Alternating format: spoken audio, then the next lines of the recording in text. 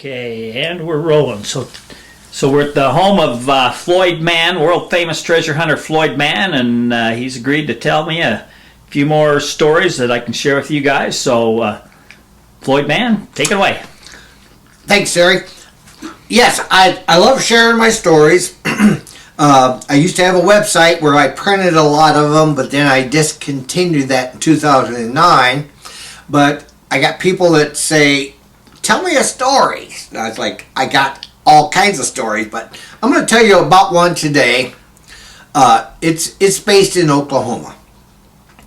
Back in October of 2003, there was two sisters that were going to have an auction of 590 acres near Wapanucka and Bromide, Oklahoma. People came from, I went there. I picked up a friend in Indiana. We drove down there because we were thinking we might be interested in buying one of the parcels. And the minimum starting bid was $100 an acre. And we thought, well, let's go see what happens. Well, we get down there, there's people from everywhere around the world we were running into. Not only at our hotel, but at restaurants. And everybody said, you here for the auction? Yeah, we're here for the auction. There was one guy from France. He was adamant that he was going to buy everything at any cost. And everybody else was like, he must have deep pockets. So we show up at the site the morning of the auction. Pardon me. There's a travel trailer there. The sisters are in the trailer and a couple of guys. And we're waiting for the auction to start because they were going to do 4 parcels. Pretty much about 150 acres each. So we're all waiting. We're all standing out there. It wasn't too bad of weather. All of a sudden, we see the sisters drive away. And we're thinking, well, that's kind of unusual. And then pretty soon, a guy comes out of the trailer, and he comes up to the podium, and he says, the auction's not going to happen.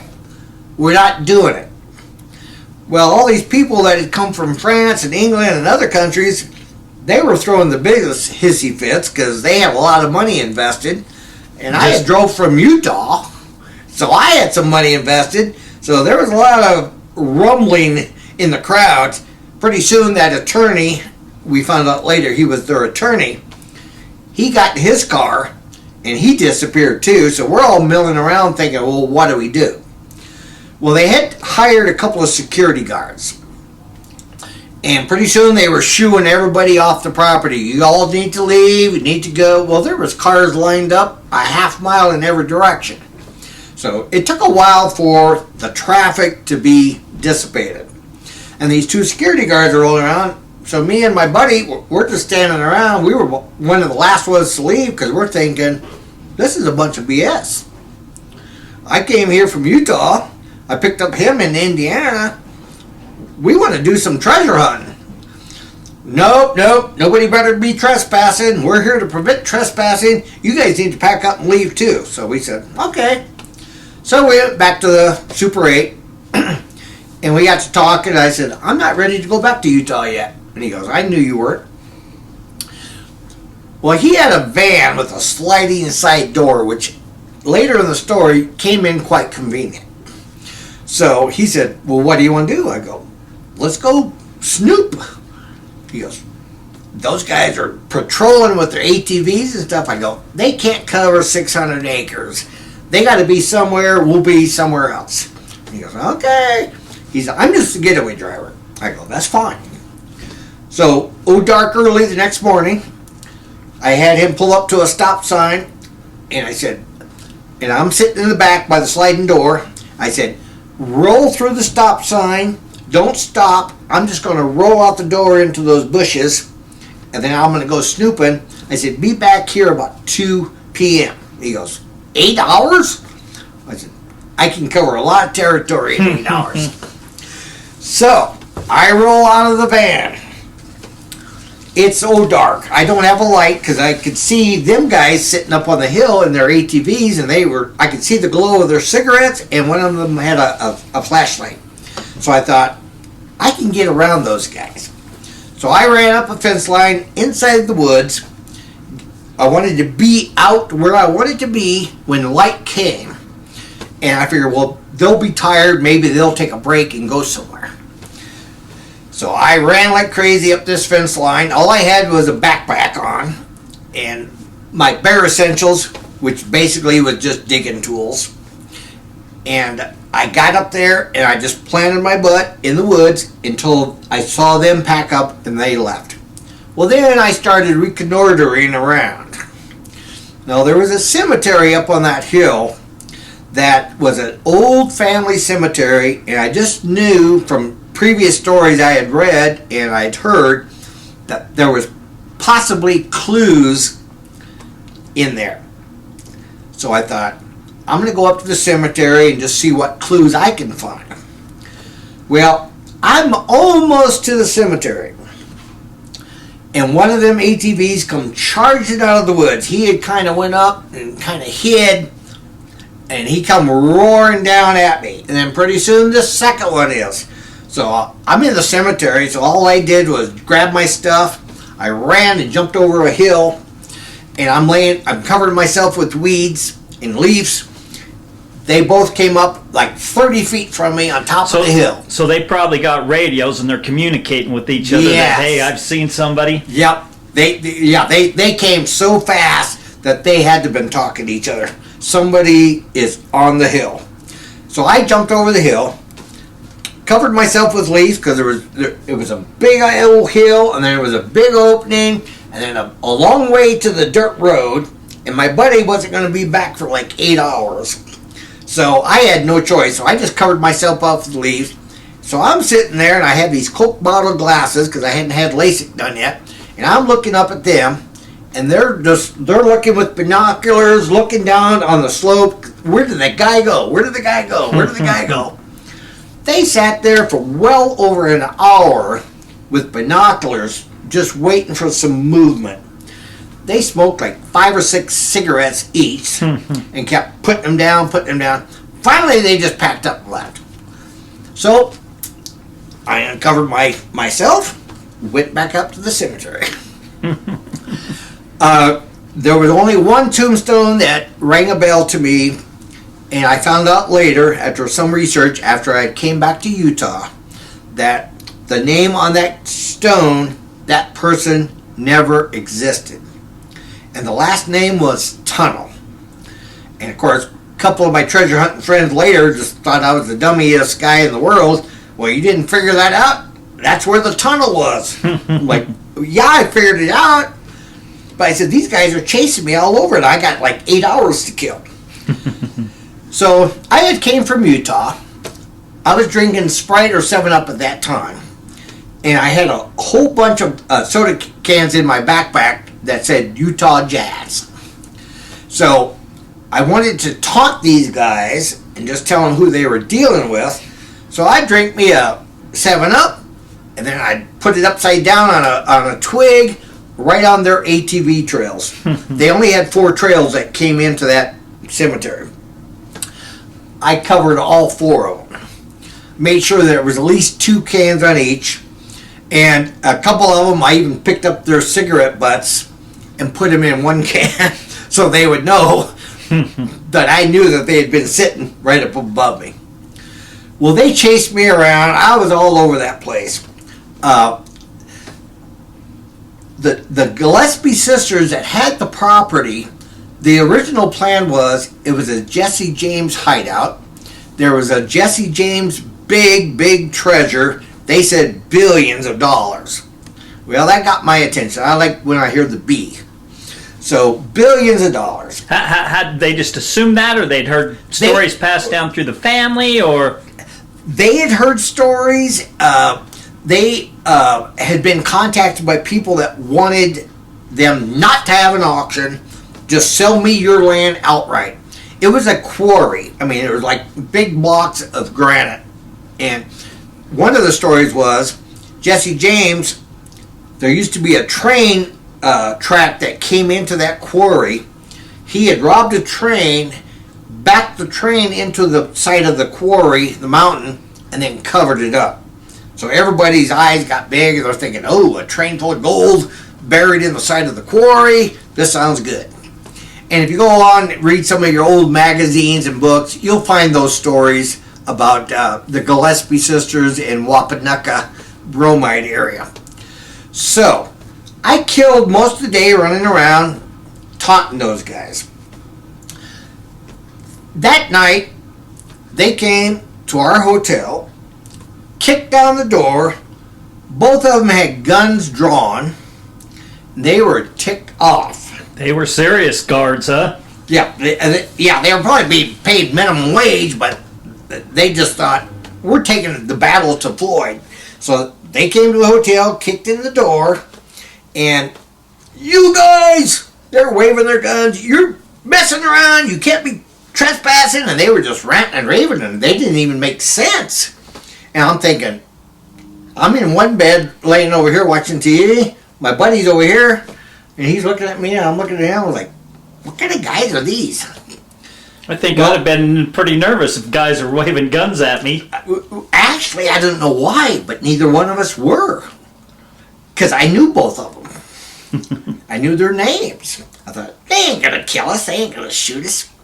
Well, my buddy, he has a record on the internet. He's a quick draw artist. I mean, he can draw a gun faster than you can't even see it. It's such a blur. Huh. Well, they kind of messed up, and they kind of lowered their guard.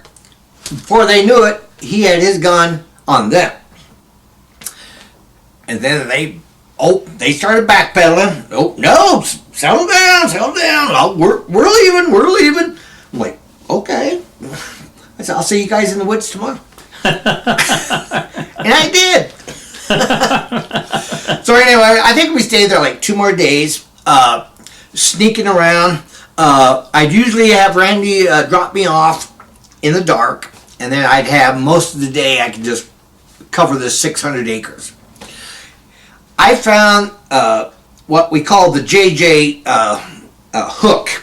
It's 2 J's back to back, so it looks like a fishing treble hook almost. That's one of Jesse James's trademarks that many people in different states have said they've come across it. They say, well, if you see the back-to-back J's, that was Jesse James. Huh. Well, I crawled into caves with the flashlight. I saw Jesse James hooks everywhere. I was in like 5 or 6 caverns. They all had Jesse James on them.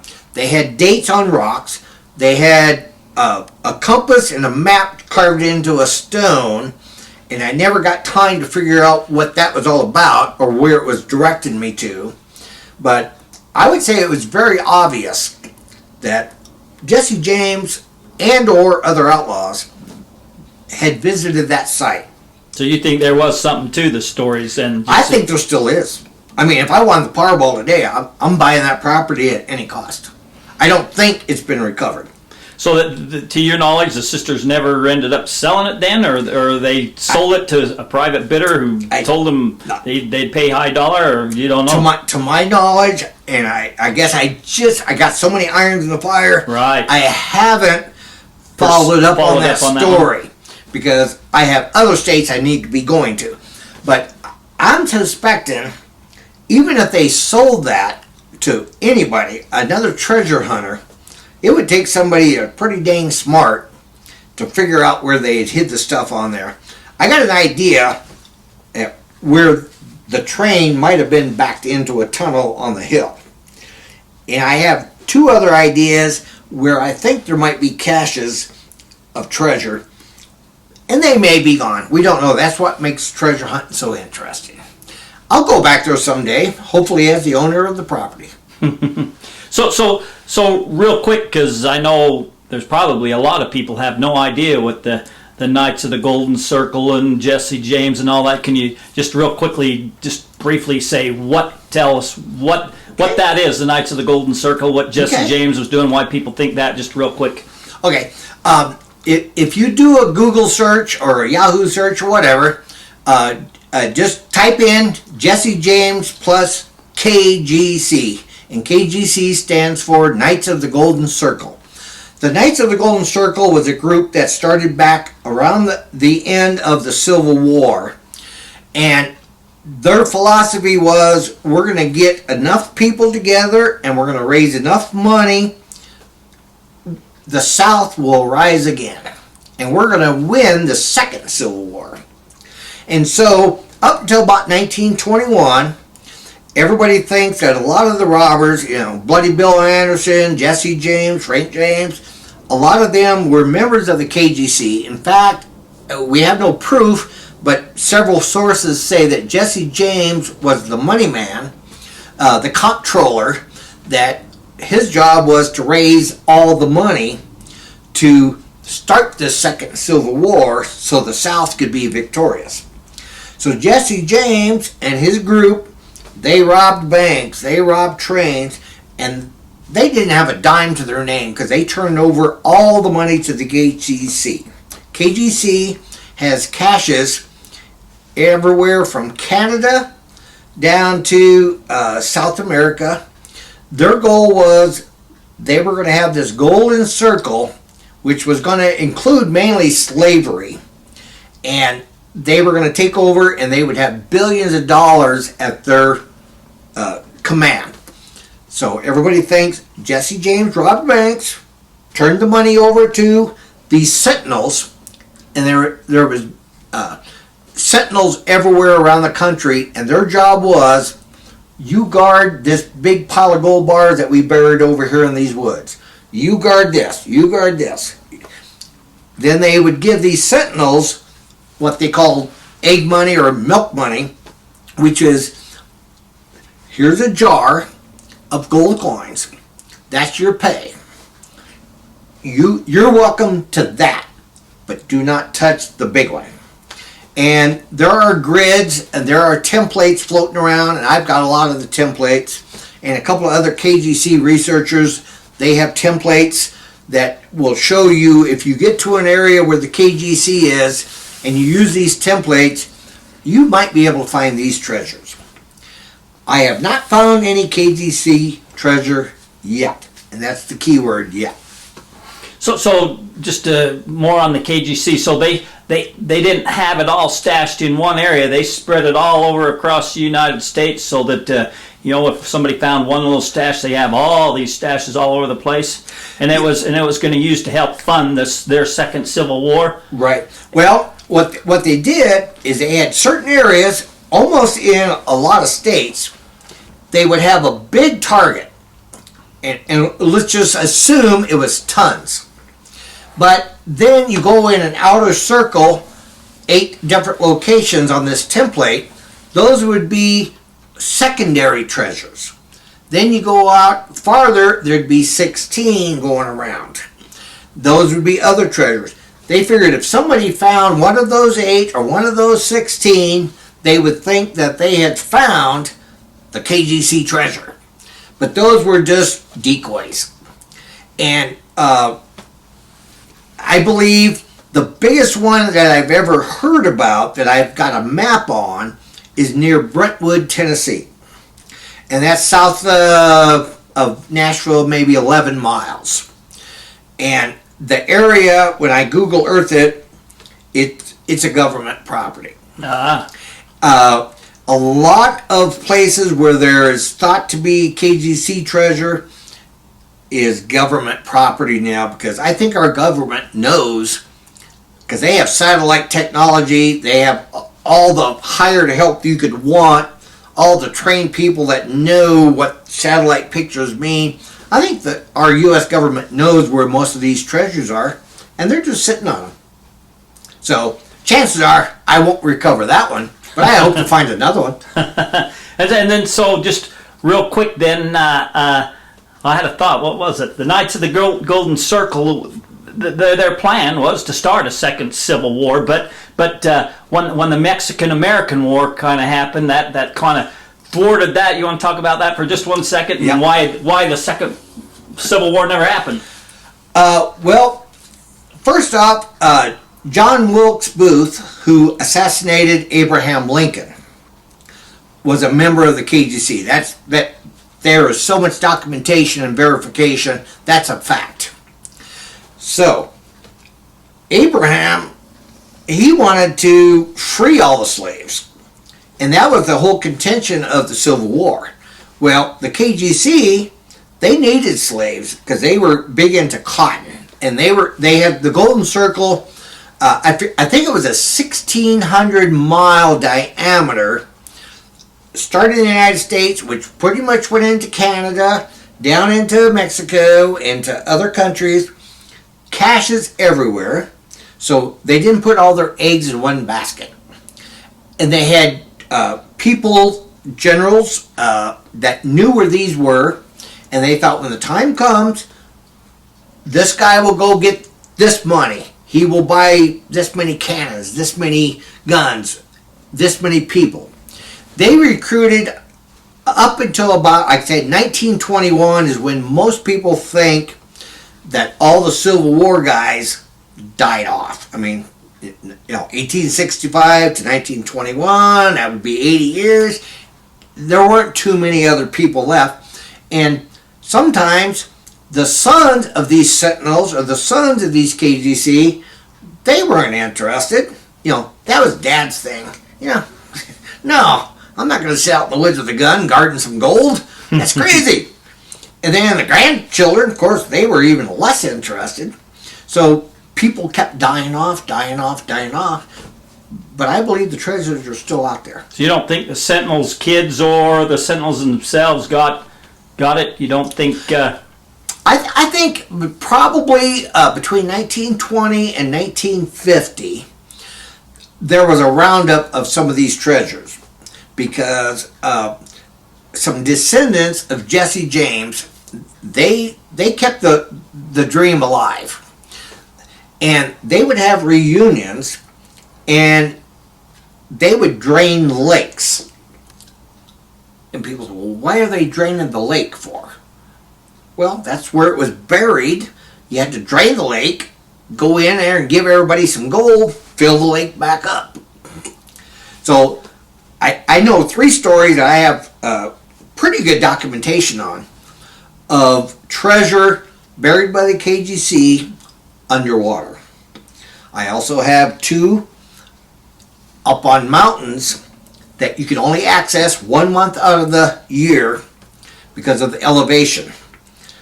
You have to go up there in August. Is the only month because it's at 14,000 feet plus. So I collect these KGC stories. I collect the KGC maps. I know pretty much. I've read all the Jesse James books. I probably own all the Jesse James books. And when I put it all together, I see how they intertwine, and I'm like, there is so much gold out there that people just have no clue. Now, there's an equal amount of people out there. Equal amount of people say, you're crazy. That's crazy talk. How could there be that much gold out there? And then there's other people say, I think you're underestimating it. I think there's way more than what you think there is. And I go, I would like to think about like you're thinking. So I'm the eternal optimistic. So I'm going to keep doing this as long as my health allows me to. Cool. And thank you, Floyd Mann, for sharing another story with us. Thanks. Alrighty. Thank you. And that's a wrap.